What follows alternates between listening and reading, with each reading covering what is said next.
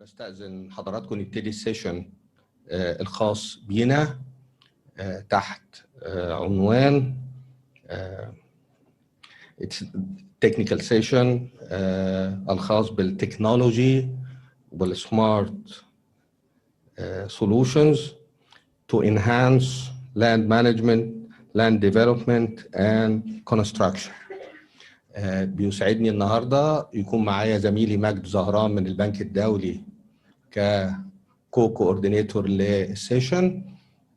احنا عندنا 4 من الابحاث، واحد منهم زميلي الدكتور احمد حلمي هيبقى موجود معانا، والثلاثه الاخرين هيكونوا متواصلين معانا عن طريق الفيرتشوال كونكشنز. فبرحب بحضراتكم وبستأذن ان احنا نبتدي السيشن دلوقتي. حط مجموعه من الرولز. احنا كنا متفقين على ان كل برزنتيشن هتبقى في حدود 10 سلايدز. في عندنا بعض الزملاء زودوها شويه، ولكن استأذنكم في اننا نحاول نحافظ على المدد الزمنيه. هناخد المجموعه بشكل متكامل، وفي النهايه ممكن نعمل كونكلوجن ونفتح باب المناقشه في نهايه الإلقاء أو بعد إلقاء ال4 أبحاث اللي موجودين عندنا.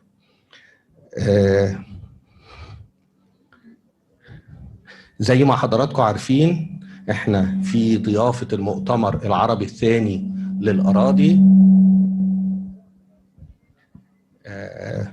اللي بتستضيفه جمهورية مصر العربية، والمفروض ان احنا بنحاول نتشارك الخبرة المرتبطة بهذا المجال اللي في نهايته نصل إلى الاستخدام الأمثل للأراضي العربية ما بين رفاهية في الواقع وفي الوقت الحالي، وفي نفس الوقت نحافظ على الموارد والمصادر للأجيال القادمة.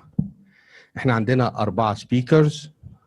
هنبتدي بالزملاء، ومع احترامي للألقاب يعني وهم أكبر من الألقاب، بنبتدي بالزميل أحمد حلمي، وهيكون معانا في بحث باسم The National Special Data Infrastructure to Develop Efficient Land Use, the Guide of Preparing Sustainable Development Strategies in Arab Countries.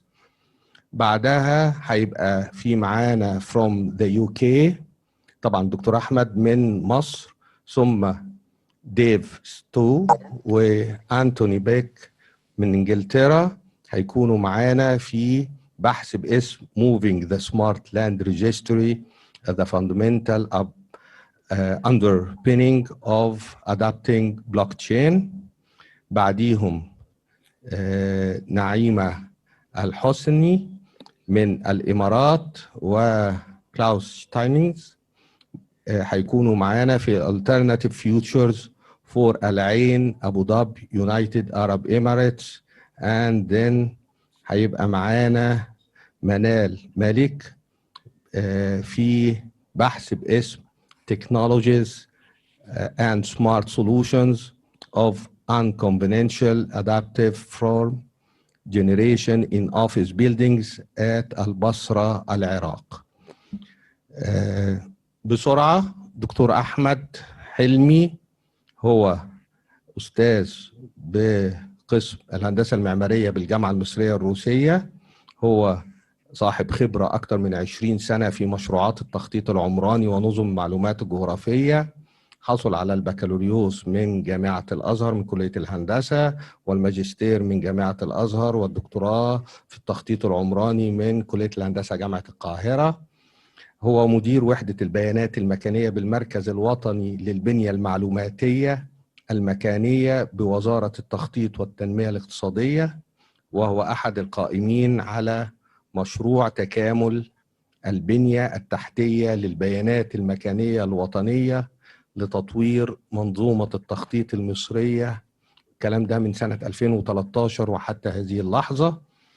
الدكتور أحمد شارك في مجموعة من المشروعات بجمهورية مصر العربية عن طريق هيئات كثيرة زي الهيئة العامة للتخطيط العمراني، واشتغل في برنامج الأمم المتحدة UN Habitat، اشتغل مع البنك الدولي كاستشاري بالإضافة إلى مشاركات في المملكة العربية السعودية ودولة الإمارات العربية بوزارة تطوير البنية التحتية، ودائرة البلدية والتخطيط بإمارة عجمان.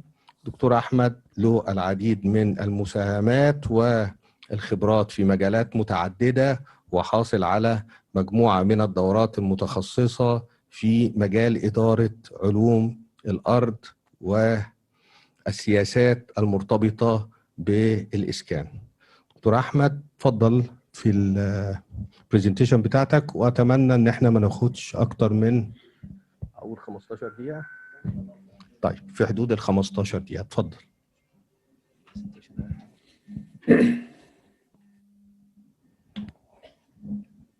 بس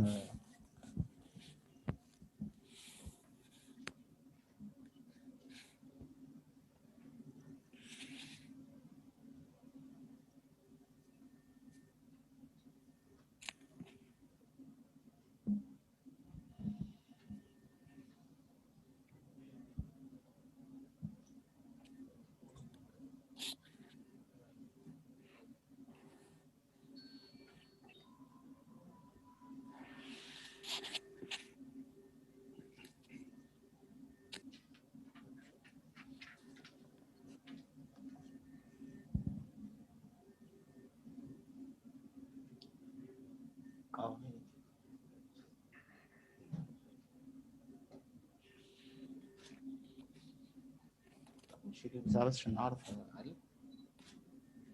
هي دي ان شاء الله، بس خليه بس يقول لي كلوز بس.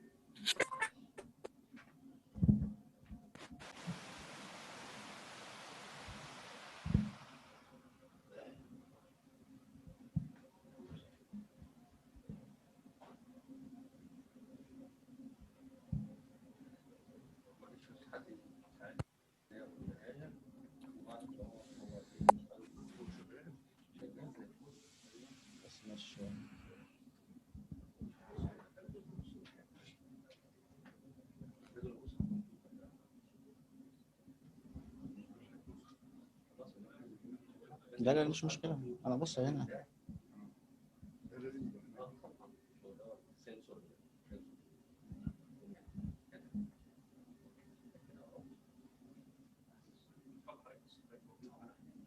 ماشي. موضوع فين؟ ايوه طيب. تمام. السلام عليكم. انا بشكر الدكتور عمرو على المقدمه اللي هو قالها، وبشكر حضور حضراتكم. ان شاء الله البحث اللي انا بقدمه النهارده بيتكلم عن البنيه التحتيه، البيانات المكانيه الوطنيه كاداه لتحسين كفاءه استخدام الاراضي، وموجه لاعداد وتنفيذ استراتيجيات التنميه المستدامه بالدول العربيه. في مشكله؟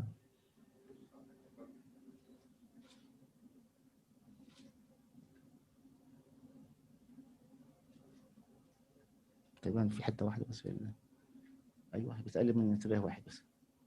طب انا اضطر بقى اقف كده. ايوه السيجنال هنا شغال احسن. طيب اهميه البحث بترجع عندنا ان هو في القاء الدور على البنيه التحتيه البيانات المكانيه في اعداد ومتابعه استراتيجيات التنميه المستدامه من خلال رفع كفاءه استخدام الارض كمحفز وداعم لتحقيق التنميه. البنيه التحتيه المكانيه بتوفر لي ادوات لحصر واختيار الاراضي المتاحه للتنميه، وبتوفر كمان دورات عمل لتخصيص الاراضي لانشطه التنميه المطلوبه، وبتعمل توفر اليات لمتابعه تنفيذ خطط التنميه. البحث عندي بينقسم الى 3 محاور اساسيه. في جزء بتكلم فيه عن مفهوم البنيه الاساسيه للبيانات المكانيه، في جزء بنتكلم فيه عن كفاءة استخدام الأرض، والنقطة الثالثة المهمة بالنسبة لنا اللي بنربط بيها استراتيجية التنمية المستدامة. الموضوعات الأساسية اللي ناقشها البحث في البيبر، طبعا أنا ملخص البرزنتيشن هنا، لكن الموضوعات اللي أنا ناقشتها في البيبر نفسه اتكلمنا عن تكنولوجيا المعلومات كأحد ركائز التنمية المستدامة، البنية التحتية المكانية ودورها في تدعيم التنمية المستدامة، وكفاءة استخدام الأراضي، وهنعرض تجربة لجمهورية مصر العربية في إنشاء البنية التحتية بالإضافة للمبادرات والتوصيات.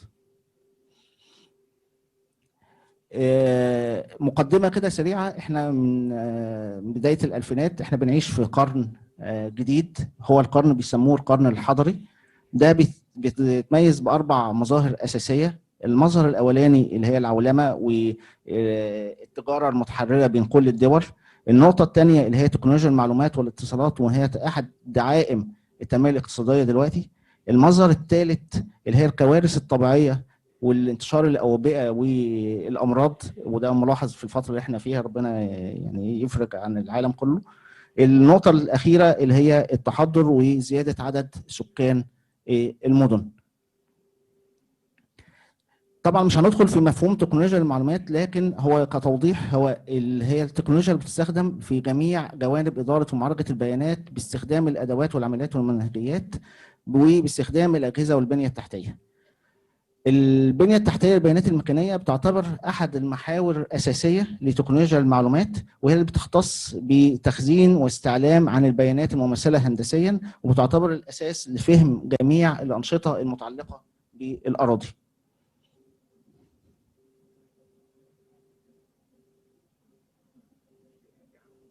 ما أنا بحاول بس هو تقريبا السيجنال مش شغالة. انعكاس تكنولوجيا المعلومات على خطط التنميه المستدامه، هنلاقي ان احنا لو استخدمنا التكنولوجي هنلاقي عندنا سهوله في التعرف على احتياجات السكان بفضل امكانيه الوصول الى المنصات الرقميه. بيزود التفاعل للسكان مع الحكومات في التعبير عن ارائهم والمشاركه في صنع القرار. كمان بيعمل سيطره للحكومه تكنولوجيا على انظمه المراقبه والتحكم في البنيه التحتيه للبيانات، وبيوجه الحكومات الى اللامركزيه من خلال فرصه مشاركه المجتمع في صنع السياسات، وبيدينا برضو بعد جديد في تغيير انماط توزيع الخدمات في التجمعات العمرانيه. طيب لو حبينا نفهم او نحط مفهوم عام للبنيه التحتيه للبيانات المكانيه، هنلاقي ان هي المشهور فيها هو عباره عن التكنولوجيا والسياسات والمعايير والموارد البشريه اللازمه لاكتساب ومعالجه وتخزين وتحسين استخدام البيانات الجغرافيه للدوله. وبكده احنا بنوضح ان البنيه التحتيه للبيانات المكانيه هي ليست تكنولوجي بس، لكن هي بتنقسم او بتدور على مجموعه من المحاور المؤسسيه والتقنيه والاقتصاديه، وبتهدف الى تعزيز الوصول الى البيانات. المفروض تكون البيانات دي مصححه ومحدثه ومتكامله وملائمه للغرض اللي هي بتعمله، وفي وقت مناسب وبسعر مناسب برضه. ده هيخلينا نوصل ان البنيه التحتيه هي اداه لدعم عمليات صنع القرار المتعلق بالتنميه. فانا باكد تاني ان هي البنيه التحتيه للبيانات المكانيه هي ليست تعتمد على التكنولوجي بس، هي بتعتمد على مجموعه محاور التكنولوجي عنصر منها. طيب ايه الاهداف؟ هتلاقوا جميع الاهداف بتتكون عن ان احنا بنحاول نضمن نوفر البيانات، بنحاول نحصن الوصول للبيانات بشكل كويس. النقطه المهمه اللي احنا بنقلل تجنب الازدواجيه وإزالة التكرار من البيانات، وبنعمل للبيانات تجانس، عشان كتير من المشاكل اللي بتقابلنا اللي احنا بنلاقي ان البيانات متضاربه مع بعض الجهات على انهم بيتكلموا عن نفس النقطه. بتوفر منصه لتطوير السياسات، تعمل دعم لتنميه الاقتصاد، وبتحفظ وبنعمل تحفيز لاستخدام نظم المعلومات الجغرافيه، وبيودينا احد الوصول الى مواجهه التحديات اللي بتقابلنا في التنميه بشكل عام. طيب مين مستخدم البنيه التحتيه؟ احنا عندنا 3 مستخدمين اساسيين. اول مستخدم المهم بالنسبه لنا هم البروفايدرز اللي هم بيعدوا البيانات، ودول بتبقى متمثله في مجموعه من الجهات المسؤوله عن البيانات المكانيه زي الهيئات المتخصصه للتخطيط او للمساحه، بالاضافه لليوزرز وهم دول العدد الاكبر. ويجي المستخدم الثالث او العنصر الثالث المهم هو الراجل الكوردينيت اللي بينظم العمليه بين البروفايدر واليوزر والاحتياجات بتاعته. طيب ايه علاقه الكلام اللي احنا قلناه كمعلومات وبنيه تحتيه بقضايا استخدام الارض؟ انا هركز هنا على القضايا المتعلقه بالتنميه والمتعلقه بالتكنولوجيا. اول قضيه عندي هتلاقي ان احنا عندنا في تداخلات في ملكيات الاراضي، ده بتعمل مشكله انها بتقلل فرص الاستثمار والتنميه. عندنا تعدد وتنوع للتشريعات والقوانين التي تحكم اداره واستغلال والتصرف بالاراضي، وبالتالي عندنا جهات متعدده بتناقش نفس النقطه ومفيش بينهم وبين بعض تنسيق. عندنا برضو مفيش معايير ثابته لتخصيص الارض او تسعيرها. لو بصينا دول 4 تحديات، هنقول ال4 تحديات اللي تحتيهم هتلاقيهم ليهم علاقه بالحاجات الاساسيه. اول حاجه احنا ما عندناش قاعده بيانات موحده لحصر الاراضي حتى هذه اللحظه، ما عندناش منظومات ذات صله بالارض، او في بعض المنظومات لكن مش متكامله او مش محدثه بشكل كبير زي منظومات تخصيص الارض او التسجيل او التقييم. في نقطه مهمه عندنا، احنا ما عندناش اتاحه كامله للبيانات والمعلومات حتى للجهات داخليا او بين الجهه وبعضها. عندنا مفيش استخدام للادوات التكنولوجيه للخطط. طيب انا هناقش تجربه مصر او اوضح بعض النقاط. احنا في مصر من 2012 كانت المبادره اللي تمت من وزاره التخطيط ان هي تنشئ بنيه تحتيه للبيانات المكانيه. كان الهدف الاساسي منها اللي احنا كنا عايزين نعرف مواقع المشروعات اللي بتنفذها الدوله وعم نيجي نحط الخطط التنميه بتاعتنا.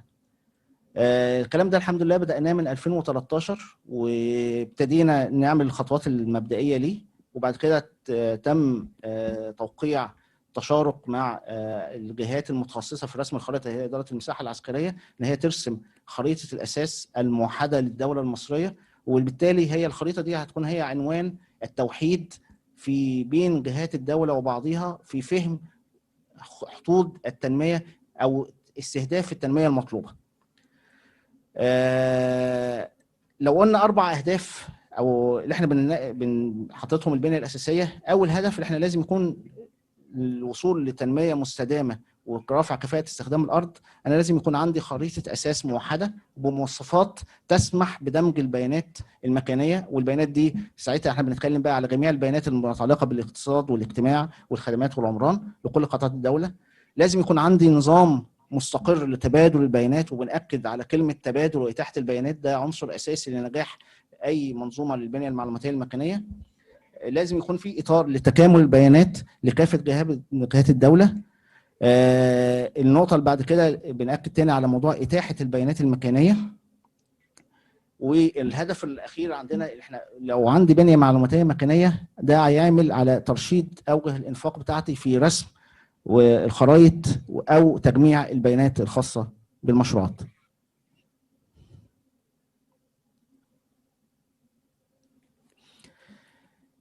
البنيه المعلوماتيه المكانيه في مصر ارتكزت عندي على مجموعه محاور انا ممكن اوضحها لحضراتكم. اول محور كان التزمنا ان احنا محتاجين بحاجه سريعه جدا نتعرف على اشكال الارض عندنا، فكان لازم يكون في عندنا منظومه للتصوير الفضائي، منظومه متكامله بتتيح لمصر التصوير اليومي بدقه مناسبه. النقطه الثانيه عندنا محور تاني ان احنا لازم يكون في تصوير جوي عالي الدقه عشان نرسم منه خرائط الاساس. المحور الثالث اللي هي البيانات الخاصه بالجهات التخصصيه للدوله. المحور الاولاني التصوير الفضائي، ده ابتدينا نطلع منه بمشروع او تطبيق مهم جدا هو تطبيق المتغيرات المكانيه، وده بيهدف الى رصد اي تغير بيحصل على ارض جمهوريه مصر العربيه، ويطالب من الجهات التنفيذيه اللي على الارض تبلغ او تقول هذا التغير قانوني او غير قانوني لضبط محاور التنميه. الجزء الثاني اللي احنا اتكلمنا عنه التصوير الجوي، ده طلع لنا خرائط اساس بدقه عاليه تسمح زي ما احنا قلنا ان هي كل جهات الدوله تتشارك عليها، وابتدينا نطلع من هذه الخرائط مجموعه من التحليلات اللي هي وفقا لقطاعات التنميه اللي احنا بنستهدفها.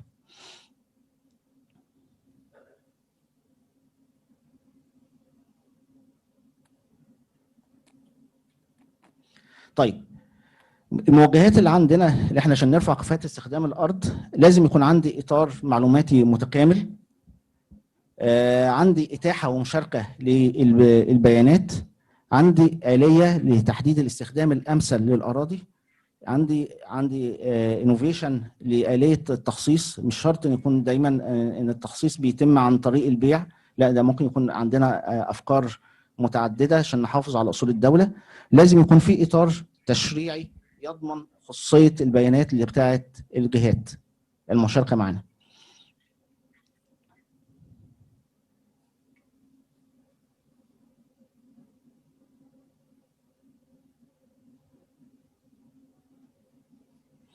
معلش ارجع تاني للسلايد ده.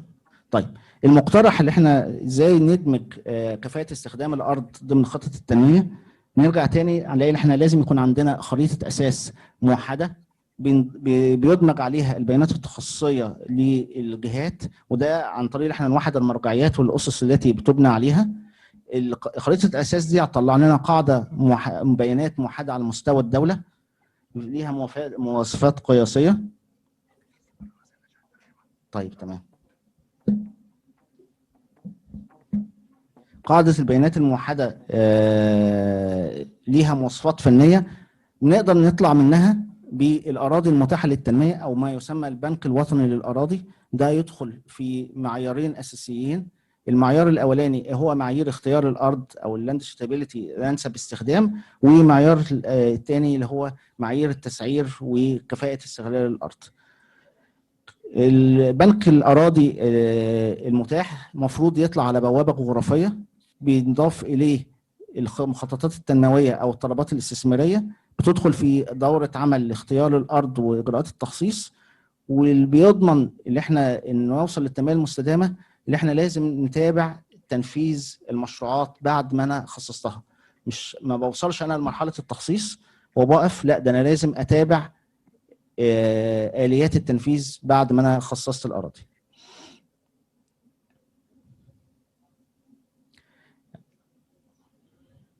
معلش هو الفكرة أغلب الوقت أنا بحاول أقلب بس.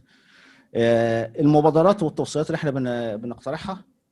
أول مبادرة احنا على الوطن العربي أنا بنقترح يكون في عندنا أجندة عربية للبيانات المكانية بتعزز تكامل خطة التنمية المستدامة بين الدول. احنا في دلوقتي كتير من المشروعات المشتركة بين الوطن العربي وبعضه، فمفروض يبقى عندنا قاعدة بيانات موحدة بين الدول العربية بتعزز لنا خطة التنمية، بتعمل آليات لرفع كفاءة استخدام الأرض وتعمل التعاون الاقتصادي بين الدول. المحاور الأساسية اللي احنا بنقترحها اللي احنا يكون في بنية تحتية للبيانات المكانية، بيكون عندنا مواصفات فنية للدول العربية الموحدة، عندنا بوابة جغرافية للمشروعات المشتركة بين الدول، وعندنا مؤشر لقياس مدى جاهزية الدول لإنشاء الاس دي اي. بالإضافة لكده التوصيات ان احنا لازم يكون في منصه للبيانات المكانيه تدعم كافه عمليات تنميه الاراضي، تخطيط ومتابعه التنفيذ. بيكون في مشاركه من الجهات بالبيانات المكانيه يسهم دعم اتخاذ القرار. لازم نستعين بادوات تكنولوجيه لمتابعه انشطه التنميه، وبنعزز استخدام نظم المعلومات الجغرافيه والارتفيشال انتليجنت لاستخدام التحليل المطلوب. وبنعمل على التعامل مع البيانات في اطار لازم يكون المنظومه مؤمنه ولضمان خصوصيه البيانات. والنقطه المهمه جدا ان احنا لازم نبني كوادر فنيه وندربهم على احدث التقنيات لتشغيل المنظومات المطلوبه لرفع كفاءه استخدام الاراضي. ده كان عرض يعني بشكر حضراتكم. يعني انا حاولت بس ما اطولش على سيادتكم في البرزنتيشن. ده كان عرض الاهم النقاط اللي انا تناولتها في البحث بتاعي، وشكرا لحضراتكم. شكرا للزميل الفاضل الدكتور احمد. ودلوقتي هنتحرك للبرزنتيشن الثانيه واللي هتكون معانا اونلاين بعنوان Moving the Smart Land Registry as a Fundamental Underpinning of Adopting Blockchain. Dave Shaw from the UK. He is currently the senior architect at Ordnance Survey. He is helping the business implement to get a strategy of delivering managed digital services. He has experience spanning over 30 years and ranging across utilities, finance, and technology, startup, not-for-profit, and public sector, and he has lived and operated internationally. In his current role, Dave has a special interest in how land administration can be improved as part of enabling macroeconomic growth, and he has spoken at a number of conferences on this topic, including a keynote at the Middle East Africa Esri User Conference and at the World Bank. So the floor is for Dave at the moment, and we will leave him for also about 15 minutes to demonstrate his presentation. Thank you very much. So firstly, I hope you can hear me, and I'm hoping you can now see the slide deck that I'm sharing. As the chair said, I'm Dave Stowe. I am Senior Architect at Ordnance Survey, the National Mapping Service for Great Britain. And I want to talk to you today about effective adoption of blockchain as part of creating a land authority, and the fundamental underpinning of being able to do that, which is that we need to move to a position where we have something that I've termed the smart land registry. There has been substantial noise and hype in the media about blockchain, and frankly, disappointment over what it's been able to deliver, despite the how it has been advertised as a technology that can change the way that the world works. I believe there is opportunity for the technology, but before being able to adopt blockchain effectively, there is a requirement to move to a thing we call the Smart Land Registry. The Smart Land Registry is a land authority that is able to deliver entirely software-driven land transactions that do not require human intervention as part of the process. And that change is a change that needs to take place on many fronts. From a technology perspective, it is about codification of rights. It's about codification of spatial representations of parcels of land and the rights associated with them, and moving away from where a deed that contains a huge amount of legal speak requires some legal professional to interpret it, and to the point where the transaction on the land can be driven completely by the computer. It needs a move that needs a political move, to the will to actually achieve this, and it needs the land authority to actually go ahead and implement some kind of smart software-driven land authority, and it requires legislative change to enable that land authority to operate in this new software-driven way. So these changes to the Smart Land Registry that require, firstly, that data moves to be properly codified in a database. It requires digitally enabled citizens to be able to interact digitally with their land authority. It requires well-defined identity management schemes for citizens and legal entities that may have some rights over land.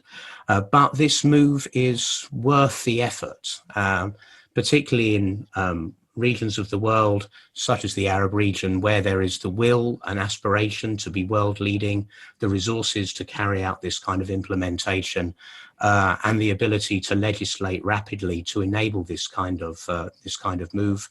I feel that there are many benefits to the citizens and to the government of a jurisdiction that would try and adopt this Smart Land Registry. So within this presentation, I want to look at just briefly an adoption of blockchain that I believe has low value, and then propose a model of adoption of blockchain that has a higher level of value. So to begin with, one thing we have seen at Ordnance Survey, as we have discussed with land authorities around the world, is we have seen that there are many land authorities where the way that citizens interact with the land authority has been improved by the implementation of a number of digital services, but the engagement model remains essentially the same as it always has done. And a number of these authorities have looked at implementation of a blockchain-based shadow register, a secondary record of transactions that has taken place. And this shadow register does not become the legal record of ownership. It is simply a record of transactions that is interesting because it is implemented on blockchain, but it's questionable how valuable it is. So in this kind of scenario, the legal record remains the register held by the land authority. The way that citizens and lenders and investors and so on interact with their land authority remains the same, albeit perhaps smoothed by a veneer of digital services. And this shadow register of transactions implemented on blockchain brings questionable value. It's an interesting experiment, but I'm not sure it's actually changes the way that the land authority operates. So I want to propose a model that says we will take the technology and use it in the way that it actually presents some kind of value for the land authority and a value for the citizens and value for the economic growth of the country involved. And the way I foresee this working would be that the land authority would present the blockchain as the actual legal record of ownership of land within the jurisdiction. And by doing this, we would see that the land authority would host a blockchain. Because it is a blockchain, multiple other parties would also be involved in the hosting, including potentially some other government departments and other entities, perhaps banks and so on. And the way this would operate would be that the land authority would create tokens, mint tokens on the block of property, and these, you could imagine these tokens to be you could imagine these tokens would be a digital representation of the land or property and the rights associated with it. So in cryptocurrencies, we have an ERC20 token, which is the standard, and I would envisage that a similar standard would be implemented for the way that tokens would work on a blockchain for the land authority. By doing this, we would see that the ownership of the token, you are also the registered owner of the property. Oh.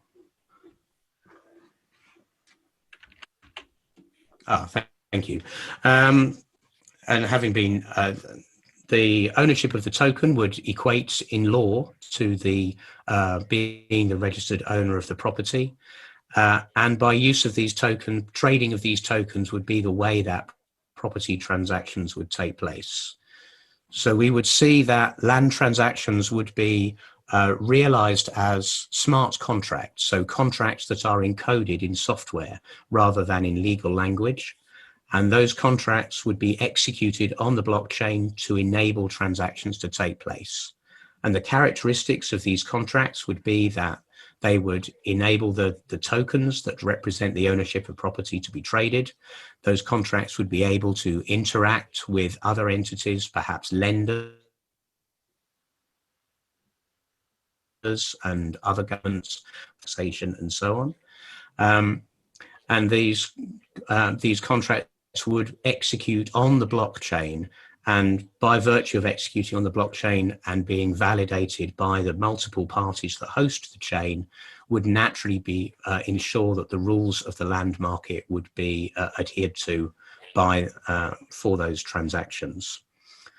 By placing the blockchain at the forefront here and creating a number of applications that would enable citizens and lenders and investors and so on to interact with the chain, we would have moved the register from inside the land authority, behind its closed doors, out into the open, into a place where transactions would take place in public view, albeit with data appropriately masked and encrypted to prevent unnecessary accesses to the register, but in a way that everybody would be able to see these transactions taking place, and with these transactions taking place both electronically and validated by all parties hosting the chain. I feel that this would provide some interesting opportunities. Firstly, it provides opportunity to improve the liquidity of the land market, which is traditionally slow moving and quite illiquid. It's quite hard to liquidate assets that are land. It would open up opportunities for fractional investment in property that land authorities are traditionally find quite difficult to administer. And it would also create opportunities for this hosted blockchain to represent, because it represents the actual legal record of ownership of land, to be something that would be could be more highly trusted by foreign investors than perhaps a land where they are unable to see the register quite so clearly. And in this last point, because, of course, a blockchain is hosted by multiple parties, there would be opportunity, if it was deemed appropriate, to host the chain not only inside the country in question, but also in other countries as well. And perhaps you may see somewhere like the World Bank hosting this kind of chain as one participant within the hosting of the blockchain, which would be, I think that would be interesting from a foreign investment perspective. To wrap up, I think there is a number of benefits. As I say, the increase in market liquidity and the support for foreign investment feel like very topics that would be worth of discussing more closely when it comes to using blockchain in this way. I think this is, by use of blockchain in this fashion, there is value to be created. There is increase in trust because of the increased level of visibility of transactions. But there are a number of challenges. There are definitely legal implications of this kind of proposal, and the ability to legislate rapidly, of course, is a way around that. There is a question about whether increasing market liquidity of the land market is actually a beneficial thing for the economy, and that's a question I'm entirely unqualified to answer. Technically, who are going to be the people who host the blockchain? That is a question. I would see that an initial implementation that looked like this being a private chain, perhaps something like Hyperledger, and the hosts of the chain would presumably be various government departments to provide high trust in how that chain is being hosted.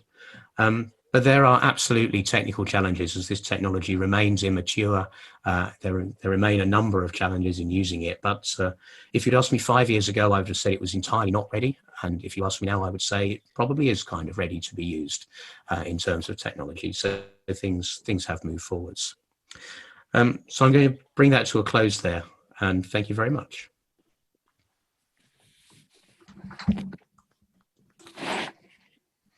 Okay. Thank you, Dave, for this nice presentation. You did about 9 to 10 slides, but you took a little bit more than the allowed time. But thanks for this very nice and interested presentation.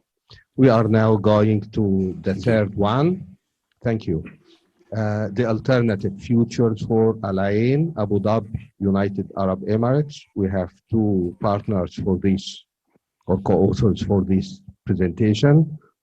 Naima Al-Husani, she obtained her PhD and her master in geography, cartography from the University of Kansas at the United States of America. At the moment, she is the department chair since August 2017, and she is the assistant dean for student affairs at the College of Humanity Social Sciences from 2013 to 2017. Her research interested in cartography, GIS, environment, urban and education. She already participated in many conferences, regional and international, and research projects as well as maps publications. She is a member of many professional committees. Also, she is affiliated to many professional associations, and she has many regional and international awards. She has various contributions at the department, college, university, and community levels. At the same time, it's an honor to represent Carl Steintes. I'm sorry if my abbreviation is not completely correct. So, Entschuldigung. Uh, well, he is an emerit Harvard Graduate School of Design as a professor of landscape, architecture, and planning, and he's honorary professor at the Center of Advanced Spatial Analysis at the University of College London in 1965. Wow. He joined Harvard's laboratory for computer. So imagine at 65, he was playing with computers. Perfect. Computer graphics and spatial analysis. In 1984, he received the CELA Outstanding Educator Awards for his extraordinary contribution to environmental design education and for his pioneer exploring in the use of computer technology in landscape planning. Professor Steiner is principal author of The Alternative Future for Changing Landscape and the author of the Framework of Geodesign.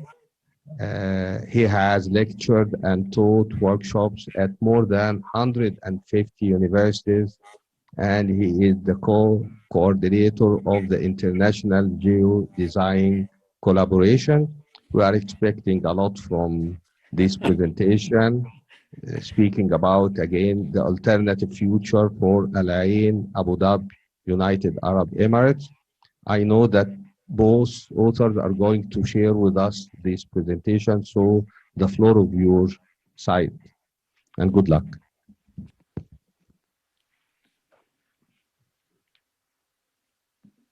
I need to open my video. The host has stopped it, so I need to share my screen.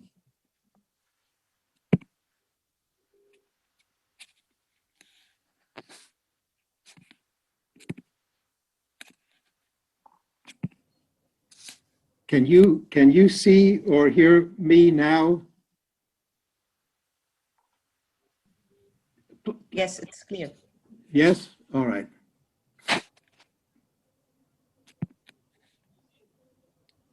The theme of Naima's and my talk is building capacity in geodesign.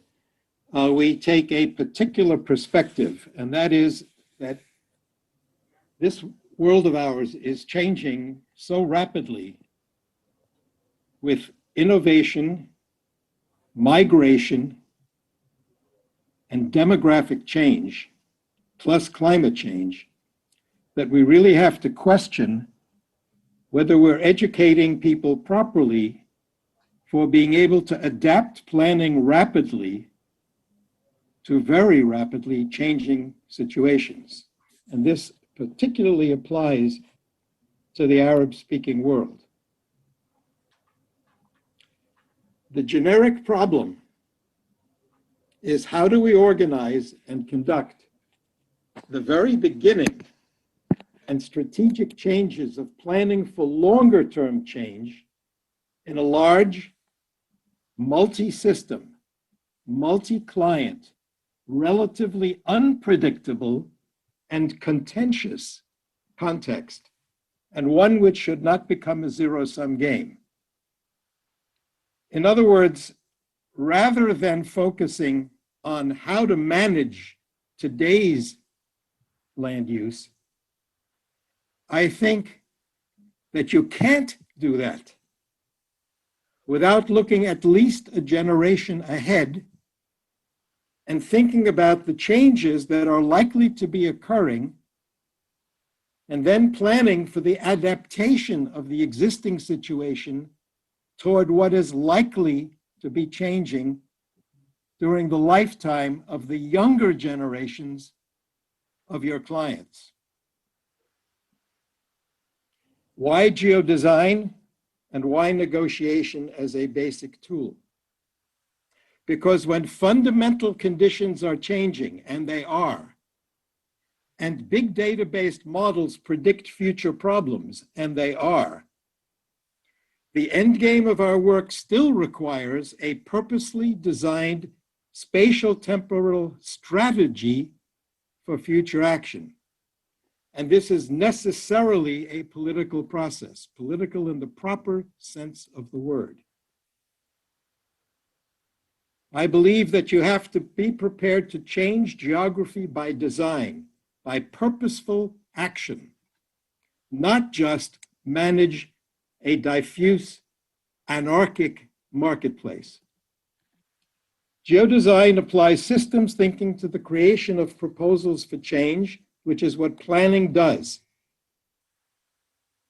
And in particular, what infrastructure planning does. With impact simulations informed by their geographic contexts and usually, but not totally, supported by digital technology. Geodesign is serious. It is most useful at the beginning of thinking about and deciding on the strategy of what to do. It does not normally produce a precise final product. In other words, the technologies that you're hearing about at this conference are important. But without having a vision of what you're planning for, they're not functional. Rather, the product is it could or it should be something like this. Geodesign is complex. There are multiple systems, and you have to deal with multiple systems at the same time. It's not clear which comes first, the housing or the transportation. There are multiple geographic scopes and uncertainties. The methods should fit the context. The technical support needs to be flexible, iterative, transparent, and rapid. Geodesign changes are sets of system-based policies and projects. You have to move from infinite designs toward a socially, environmentally, and economically feasible set of decisions, a workable plan. Geodesign is collaborative. The natural language of geodesign must be understood by all. The geodesign endgame must support informed negotiation. The design will emerge from that negotiation, not from an a priori idea of what a good city should be. It has to be organized, and it has to be organized around 6 questions. How does the context, regardless of scale, be described? How does it operate? Is it working well? How might it be changed? What differences might alternative changes cause? And what should be done? And there are the why questions, where we understand what's happening, the how questions, which we understand how to attack it, and the what, where, and when questions, where we actually work on making the plan. And we have to have rapid feedback, and we have to change scale when necessary. And I've written about this in many languages. And the reason you need an organization is because planning is never a linear process.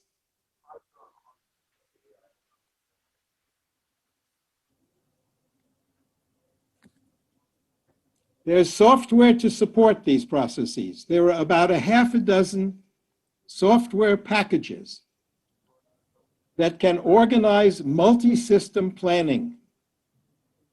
Geodesign Hub is one of them.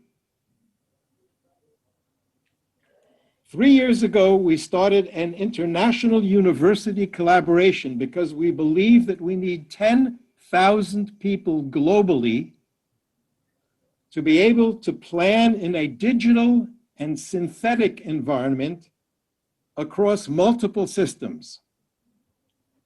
In these 3 years, we have 150 university-based teams in 50 countries with 96 completed studies. Some are Arab-speaking, but if you look at the northern part of Africa, we have no members.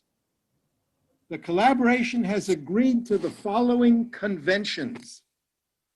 We would always study 8 systems: water, agriculture, green infrastructure, energy, transport, industry and commerce, institutions, and housing, with 2 systems being flexible in these colors. So we're adopting an international language. Our study areas would be square, incorporating political units. We would study scenarios for 2020, 2035, and 2050. We would look at innovations that are likely to happen in the future, like smart cities, self-driving transport, created energy, and we have 150 such innovations on our website, open to anybody. We have completed 96 studies, all evaluated by their SDGs, and all in the same color code globally. One of them here is in the United Arab Emirates, which we will show you in a few minutes. But these compare countries, regions, big cities, small cities, and rural areas, all for 2035 and 2050, and all compared in their SDGs. We have learned something very important, that the systems vary in importance globally, and that one set of innovations will not fit every region and every country. So one technology or one policy cannot be global. It won't work. So you need regional and you need local, regional, and national adaptations of a larger set of methods and innovations. When I work, I usually work in a workshop, and the workshop usually takes about a month to prepare and 2 days to implement. They are useful when exploring strategic possibilities, when there is little time and small data, when starting fast to identify central issues, options, and choices, when it takes a design, a plan, to know what the questions really are, and when it takes a design to know what is really wanted. This is a workshop that Naima and I and Karsten Bjornson from Esri and Abdelgadir Abdelgazim at UAE organized for last year, when it was still possible to do it live. But we've done several over the internet, and it works perfectly well. This is Al Ain in Abu Dhabi in the United Arab Emirates. The city of Al Ain is about 800,000 people, and it's expected to double by 2050. There is a plan, a very professional plan, that assumes that the entire growth will occur inside the existing city boundary by rebuilding it. I don't believe that. And so we ran this workshop on 2 different options. One to expand contiguously, and one to keep the city in its boundary, which the plan wants, and grow outside the city. There are requirements which we assumed as a rule of thumb to basically double every system in the city. However, we would do it with IGC innovations, water conservation, ecological pest management, controlled agriculture, renewable energy, autonomous vehicles, air taxis, computer manufacturing, mixed-use development, and most importantly, protecting and managing the cultural and the desert landscape.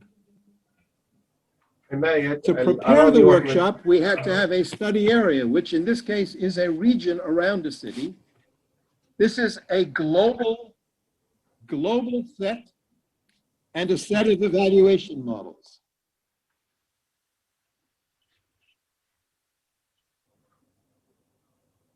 The workshop was the workshop took 2 days working with the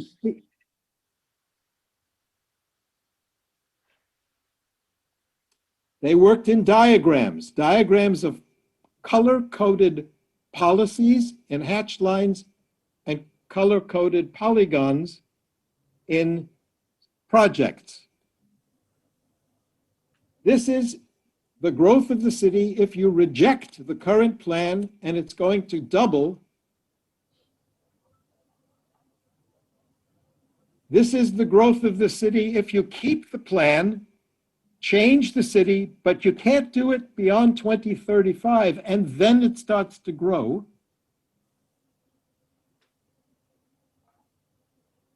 And this is the plan if you try to keep the plan to 2050, but you fail, and it also starts to grow. And that's the reality. The SDGs are much higher and much more beneficial if you do not try to change everybody's house in the city to double the population. It's a very professional plan, but it won't work. And it's better if you simply stop. And now Naima will tell you how her students in 2 days did this study. Naima, you have to change to your voice and tell me when to change slides. Okay, sure. Okay, thank you, Professor Carl. شكرا لحضوركم. الحين إن شاء الله إحنا راح نعطيكم تصورات عن الأمور والوركشوب اللي إحنا سويناها. مثل ما أنتم لاحظين في الصورة هي تجمع الطالبات أثناء قيامهم بعمل الوركشوب. طبعا في اليوم الأول واليوم الثاني هم عمالين يشتغلون على الكمبيوترات على أساس إنهم يسوون الدياجرام، وقاعدين يشتغلون في الديزاين لخريطة مدينة العين. Next please, Dr. Carl.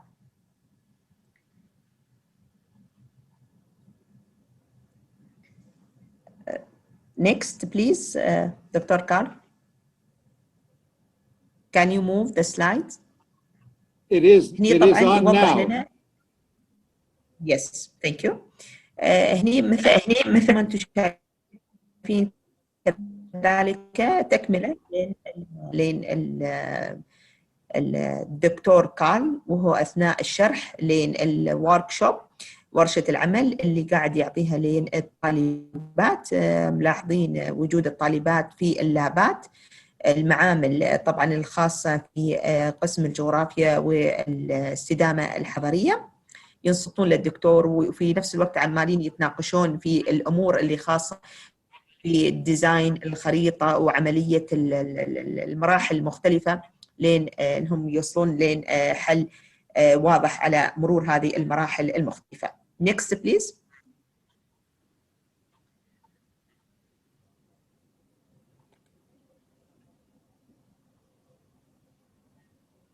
The next slide is on. Yes. No problem. We will wait. This is the book slide. No, now it is a conference slide, Doctor. No, I need the conference, please.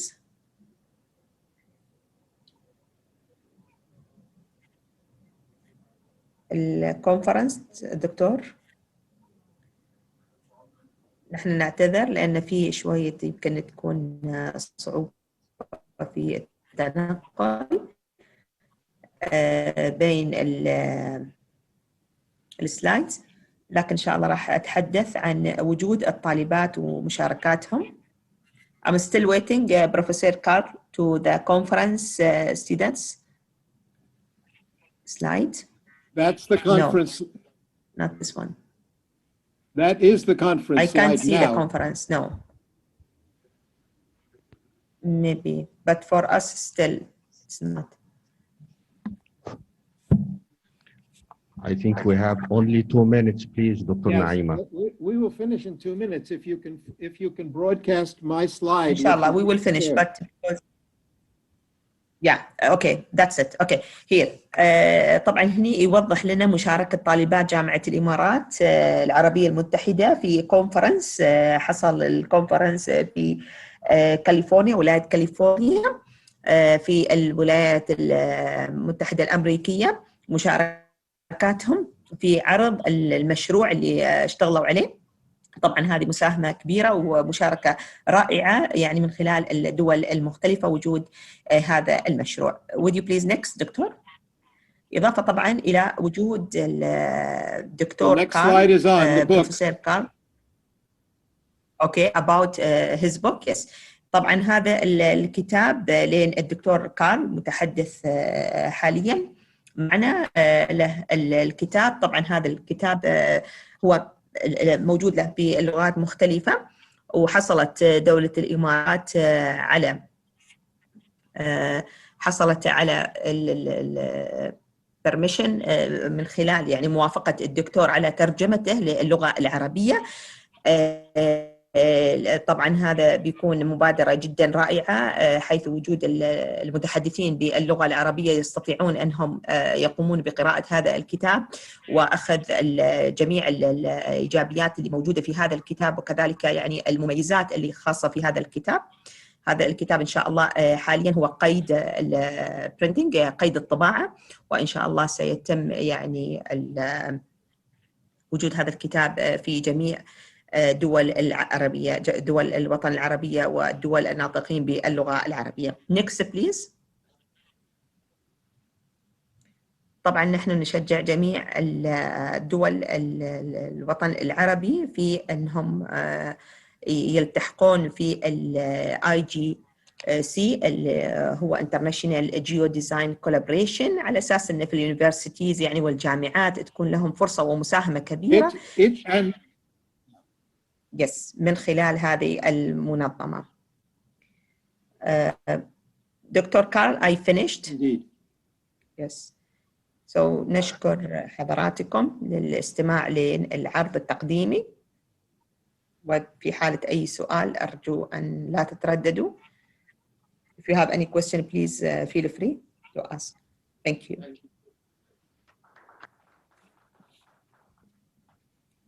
Thank you, colleagues.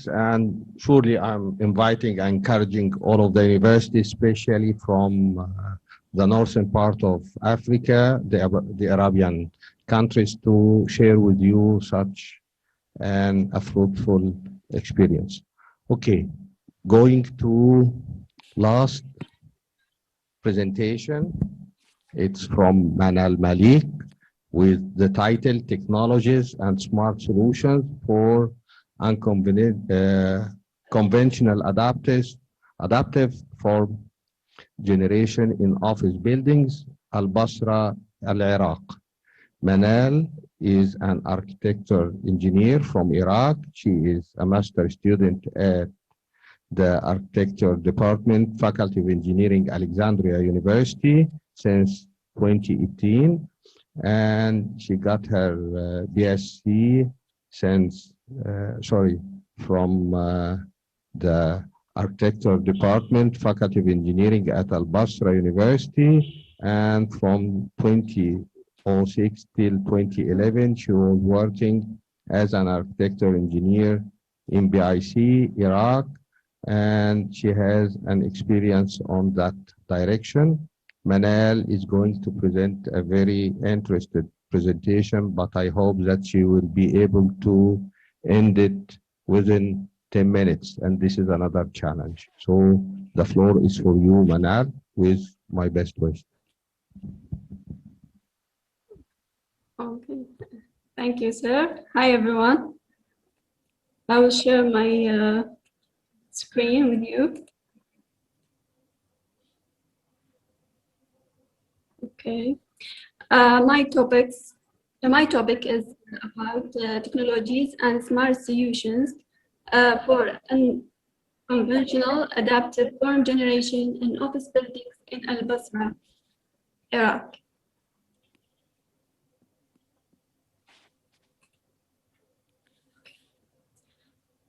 This study focused on Al-Basra city, Iraq, investigate how to manage the land in a better way with the rules of the city and provide smart solutions by using technology and environment to generate an adaptive and conventional form with a responsive, efficient shading system to reduce the impact of the radiation, allow the daylight at the same time.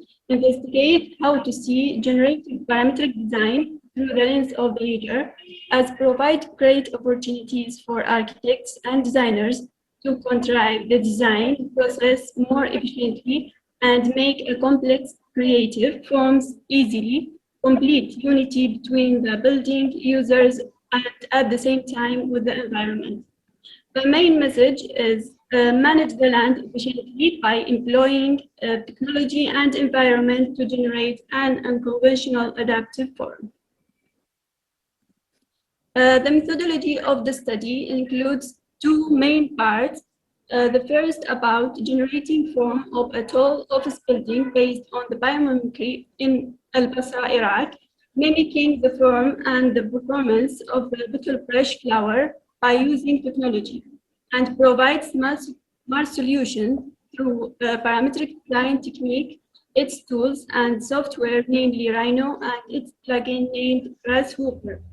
The second part is analyze the building form under the effect of the environment, the sun bath, and the radiation on this building by making a simulation to the generating building form in different environment conditions and compare the results before and after. The process utilized off-the-shelf one of the parametric design software, namely Rhino, and its plugin named Grasshopper and Ladybug. Al-Basra case study, office envelope design.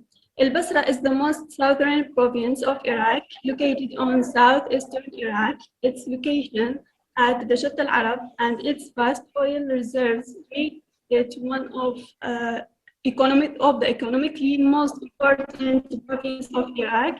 It has a hot desert climate during the summer months from June to August. Basra is consistently one of the hottest cities on the planet, with the temperature regularly exceeds 50 degrees and high humidity sometimes exceeds 90%. The form generation of the building here is coming from the environment and the nature of the geographic spot where the building is. It came from mimicking a flower named bottle brush. Its botanical name is Callistemon viminalis, as shown in figure 1. Here's the flower. The building form contains two parts. The first part is a cylinder, came from a cylinder form of the flower itself, gathering the individual flowers, forming this shape. Second one is the envelope that covered it. The envelope form is a pattern which formed from the capsules, overlaps the flower spikes in blooming time. According to the performance of this flower, it starts flowering in spring and summer season and needs a full sun. This performance makes the pattern responsive to the sun, open and closed according to the sun position. As shown in those figures, there's 3 different parts of the pattern according to the sun position. The results, the process starts with making a simulation of the building by using Grasshopper and Ladybug plugins to study and analyze the effect of the environment in the building in different stages and conditions, combat and the radiation analysis according to the Al-Basra weather data. The analysis period starts from day 15 March to 15 October at time 8 a.m. to 5 p.m. The radiation analysis of the building without an envelope as shown in the figure 5 here. The lowest value of the radiation is 147.36 kilowatt hour per square meter, and the highest is 1,410 53.62 kilowatt hour per square meter, and the temperature is from 15.30 degree to 54 degree. Here is the temperatures and here's the radiation before applying the envelope. The radiation analysis after applying the envelope to the building from the day 15 March to 15 October at the time 8 a.m. to 5 p.m. as shown in the figure 7 here at the same values of the radiation and at the same temperatures.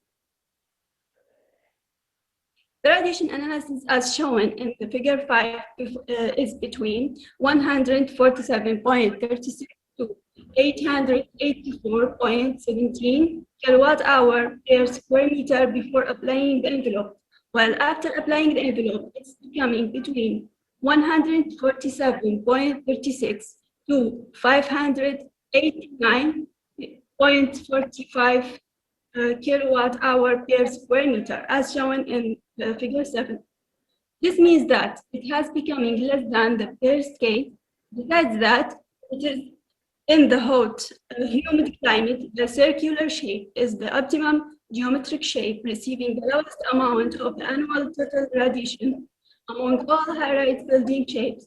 So the effect of the radiation on the building is reduced. Conclusions and main recommendations. In this study, it was concluded that by using technology through the use of parametric design, taking into account nature and the environment, it's possible to obtain an unconventional office building adapted to the surrounding environment and reduce the effect of the radiation, which helps reduce cooling and lighting loads in the building and keep pace with the future architecture development. At the same time, manage the land better, taking into account the standards and conditions of the viscosity. Main recommendations: use the technology to provide smart and unconventional solutions to manage the land efficiently by using this technique in the design process. Considering the nature and the environment in the design process. Thank you for your attention. Okay, thank you for your perfect timing, and thank you for all of the audience. Unfortunately, we will not have time for questions, but I'm sure that we already learned a lot from these four excellent presentations. We heard the first one speaking about the concept of the NSDI and how to get to the Arabian NSDI and the challenges arises about the legal and the owner.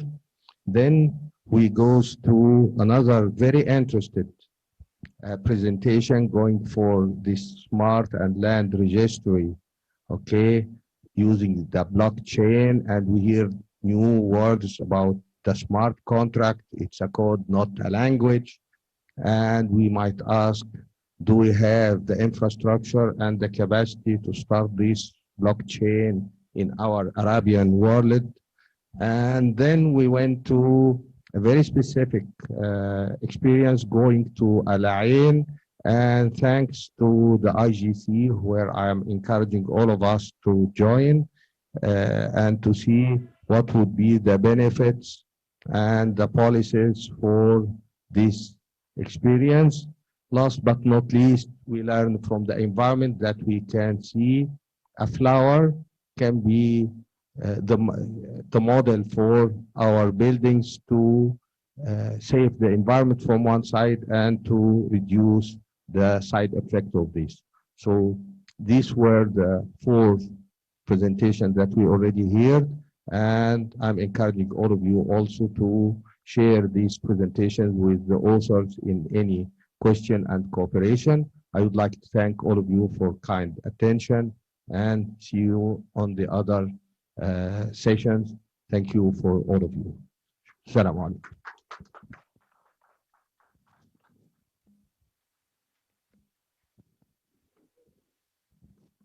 اعتقد احنا نبتدي بقى البريك دلوقتي، اعتقد يعني عندنا بريك لمده ساعه.